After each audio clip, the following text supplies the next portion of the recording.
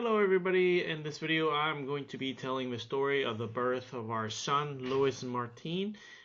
We've had a lot of people asking about the birth of our son, and so I wanted to record this video and share it with everybody so they can hear the story. And just note that for most women, the labor takes 10, 20, 30 hours or so. But my wife is scared of the labor pains, and the labors are generally just a few hours. But this time she's been remembering all the labor pains that our previous children have had, and so she's been praying to God that please give her a quick and painless delivery. And so the story starts on a Wednesday night. This was a Wednesday night around 8:30 p.m. We were at home and we were getting ready to go to bed, but my kids wanted to go to Walmart. The reason is they wanted to buy cans for their can drive that they've been having at school, and they were having a competition in each grade to see who can get the most cans in the grade. And I told my wife that okay, we should go to bed because it's getting late. But it was Wednesday night, and my wife said that we should go tonight to Walmart because the baby is due on Friday, 2 days away, and so this may be the last chance we get of buying cans at Walmart. So we ended up going to Walmart, and this is the Walmart shopping center. And when we got to the Walmart, I came in with 8 kids and 3 carts. And the previous years, we've bought over 700 cans. So I want to make sure that we got 3 carts, fill them up, and so that the kids can have enough for their competition. But my wife was parking the car, so she ended up coming in later. And just so you know, when we take our kids to Walmart, like imagine me taking 8 kids to Walmart. It's basically what I can call control chaos, because we have this kid running that way, this kid want to go that way, this kid's arguing each other, what to get and who gets to sit in the cart, who gets to push the cart, and so on and so forth. So for me, it's just like trying to keep everybody calm. That's the mode, the mindset I'm in as I'm walking through the Walmart. Uh, so at this point, I was getting all the kids to walk around the aisles of Walmart here and trying to find cans that they can put in the cart. And the kids were getting rowdy. Like some of them wanted to grab these cans, got to make sure it's the right cans, and then they arguing each other who gets to grab cans and who's not. And as I look over, I see my wife walking in, but she was looking pretty tired. So as we're shopping around, my kids kept asking my wife what to buy and what not to buy. But I look over again, and my wife is wanting to sit down in the middle of the Walmart aisle. So what I did was I asked John Paul, can you go get the scooter, the electric scooter that the old ladies sit on, so mommy can ride it around. So while the kids were shopping, I'm waiting for John Paul to get the electric scooter, but 10 minutes go by and I don't see him anywhere. So I look down the aisle, and finally I see the electric scooter coming by, and then so we brought it to my wife, and right in the middle of this aisle here, and she got on the scooter. She tried it out, going back and forth, but she said she doesn't like it. She just it made her dizzy or something. She just wanted to sit down, so she just got off the scooter. Dominic took the scooter and rode her around Walmart everywhere, and my wife just sat down in the middle of the aisle right here. And while everybody's walking around her and looking at her, and so she finally said, "Okay, I'm feeling tired. I need to go sit down. Can you?" She was asking me, "Can you go finish shopping with the kids?" So what my wife started doing was walking by herself, walking down the aisle all the way to the car. And on the way out, as she was walking, when she got to the vegetable aisle, uh, she was starting to feel the contractions coming to the point where she had to stop for a few minutes, let the contraction come, and then it goes by. Then she started walking to Walmart. At this point, I'm starting to get worried, and so I tell the kids to hurry, grab as many cans as you can, so we can go and check out. Because at this point, I don't know if my wife even made it to the car or not. So I rushed the kids to get as many cans as I can. Last year we got 700 plus, but this year, okay, we'll just settle for 320 cans.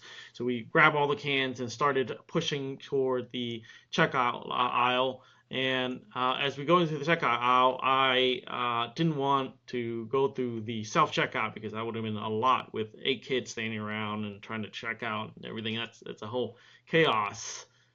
So what we ended up doing was splitting it into 2 carts. John Paul took one of the carts. Our oldest, John Paul, took the cart, and our second oldest, Dominic, took the other cart. And we went to 2 separate registers, as you can see in the picture here. So in the register that John Paul's at, the lady's checking out, Dominic is checking out. And then I'm trying to get everybody calm because all the kids were looking at the candy. But I didn't look down my phone, and it started ringing. And I wanted to finish checking out before I pick out my phone, but I looked at it and it was my wife. And I picked up, I said, hello. And she said, we gotta go. And I said, we gotta go? And she's like, yes, we have to go now. And I was like, well, what about the cans that the ladies are like halfway checking out? And my wife says, no, leave those cans and go now. And so at this point, I was like, okay, should I go now, leave everything, or should I get the lady to finish checking out? So finally, the lady on John Paul's cart was finished checking it out because she was able to do it fast. But on the one that Dominic had like 160 cans or so. She was checking out 1 can at a time. It's like bloop, bloop, bloop, bloop. I'm like, come on, can you do it any faster? My wife's about to give birth here. So finally, John Paul's cart was finished. I said, John Paul, you go and take all Lilia and Serafina and Ambrose to the car while I finish checking out cart here. So so he went out and took all this people walking out. But Lilia had been arguing with Dominic, so she's not feeling up to the task. In fact, she's been pouting. So she started walking slowly out, and I was like, I don't know, my wife's about to give birth, but you better hurry. So I told Lilia, hurry. And she stopped. She turned around, looked at me, and said, I am. At this point, I was even getting more frustrated. So I said, hurry, Lilia. And then she stopped, turned around, looked at me, and said, I am. And then even Damien's getting frustrated, and Damien said, hurry, Lilia. And so she would stop, turn around, look at us, and said, I'm going as fast as I can. And at this point, I was just wanting to pull my hair out, but I had to kind of hold my tongue so she would just walk by. And then a minute goes by, and I see John Paul running back. I was like, what's going on? I sent you out, and you're running back in. And he said, well, the Walmart employee stopped him because they needed to see out the receipt. And so it turned out the receipt was on my phone. So I had to hand him the phone, run over, and get checked out. And then he gave me the phone back while Lydia and the other kids were walking out to the car. And at the same time, the lady that finished with John Paul came over and helped the other lady to finish checking out faster. So we finally got all the cans ready, and so we started walking out to the car. And as I'm walking out, the Walmart employee stopped me and asked for the receipt. And in my mind, I'm thinking, my wife's about to give birth, and you want to just look at my receipt? But again, I held my tongue, and so we went out. So what happened was, when my wife saw that Lily and John Paul were walking out of the Walmart, she was having contractions. So she was sitting in the van in the parking lot and having contractions, and so she had to wait until the contraction is finished. And then she drove the van from the parking lot all the way up to the front of the Walmart parking lot here. So when I got to the van right in front of Walmart here, I buckle the 2 youngest girls as fast as I can. But I look over and I see my wife hunch over the steering wheel, and I asked her, "Are you okay?" and she says she's got to go pee. And I said, you got to go pee? Like, and then I asked her, like, okay, do we just leave the kids here and go to Walmart to go pee, or can you hold it until we get home? And so I turn around and I saw that John Paul and Dominic were packing, 320 cans into the back of the van. I said, you guys better hurry, pack the cans because mommy is about to give birth. So I see them rushing to put the cans in. And then my wife says, I'm just going to go right here. So imagine this is like 10 o'clock at night. It was cold and rainy outside. So she stepped out of the driver's seat onto the ground and just wetted herself. And then relieved herself and wetted herself, wet her pants and everything. And at that point, she was getting ready to go back into the car to drive off. But I said, no, let me drive. So I came over and held her hands and guided her to the passenger seat. As I'm walking over, I asked her, are you sure that's pee, or was that your water break? And she said, no, that can't be the water break because I can control the water flow. So it must be my pee. So we walked over. In my mind, I'm thinking, how do I keep my seat from getting wet? Fortunately, I was able to get my vest here, put it on the ground, and put a piece of pillow. And then she was able to sit on top of the pillows to keep the seat from getting wet. And then I closed the door, and then I just remembered, okay, it's been chaotic. Am I sure I have 8 kids? So I jump into the car, make sure I counted all 8 kids, and thank God all 8 kids were there, even among the chaos. So I closed the door and drove off as fast as I can. So from the driveway, from the parking lot here, I'm driving out, and in my mind, I'm thinking, what are my options? So can I, normally in previous births, my wife would, whenever she starts going to labor, we would have 2-3 hours before she actually gives birth. So my plan is to go home, drop off the kids with grandparents, then drive her to the hospital. And that's why I called the grandparents and told them that I'm coming in. And so when I hung up the phone, I was like, okay, God, please let the baby, stay in there before we until we get to the hospital. So I wanted to pray, but my mind was like racing a million options. I just couldn't pray. So I asked John Paul, our oldest. I was like, John Paul, can you lead us in the rosary? So I was hoping that he would start the rosary, but a few seconds go by and I'm like, I hear silence. I don't hear anything. I'm thinking, John Paul, what's going on? But he said, which mystery do I pray? And at this point, I was getting frustrated. I was like, I don't care which mystery, just pray. And so he just picked the mystery and prayed. And as we are pulling out of the Walmart shopping center here, so at this light here, we turn left onto the Walmart, right onto this road here, onto Mansell Road. And as I'm pulling onto it, I hear my wife say, baby's coming. So in my mind, I'm like, okay, what do I do? Am I gonna be able to drive home and make it and drop her, take her to the hospital, or should I pull over? But from previous experiences, when she says that, I better pay attention. So I was like, okay, let me just pull over to see what's going on. So I ended up pulling over to the parking lot here, into this parking lot. So as I'm pulling into the parking lot right here, I hear my wife say, I feel something coming. So at this point, the kids in the back were getting rowdy, and it's raining and it's cold outside. And so I put the car in park and I opened the door, and my mind's racing through a million thoughts. I couldn't even think straight. So I stepped out of the car and ran to the passenger seat, and this is like the fastest I've ever ran in my life. So as I run over, I open the door, I look at my wife, she's leaned back onto the passenger seat, and I can see that the baby's bulge is already starting to come out.